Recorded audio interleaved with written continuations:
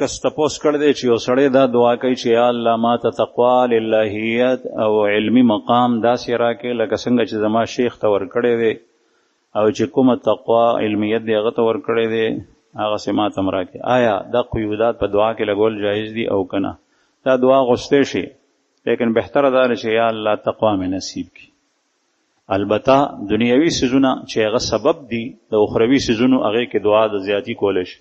یا الله حافظه مې مضبوطه کې د فلانکي غونې حافظه راکړي، ذهن مې قوي کې د فلانکي په شان ذهن او ذهانت راکړي، پویه مې نصیب کې د فلانکي غونې پویه راکړي چې څنګه هغه په قرآن پاک په احادیثو پوهېږي داسې زه هم پوه دی.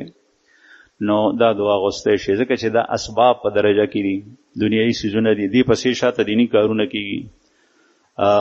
صاحب فتح الباری حافظ ابن حجر رحمه الله چې د بخاري شرح یې لیکلي ده، هغه وایي چې زه په ړومبي ځل باندې حج ته لاړم نو د زمزم اوبه چې ما څکلې نو دا حدیث مې یاد شو، ما او زمزم لما شرب له، زمزم کا پانی جس مقصد کے لیے پیا جائے تو اسی کے لیے ہے. نو وہی ما ہوئے دا حافظ سوال میں وکړو چې یا اللہ مجھے ایسا حافظہ عطا فرما جس طرح حافظہ آپ نے علامہ شمس الدین زاہبی رحمہ اللہ کو دیا تھا. چې څنګه دی هغه ته ورکړي ده. زاهبي رحمه الله کتابونه دی کتابخانه کې پراتی دي، په رجالو لیکلي دي.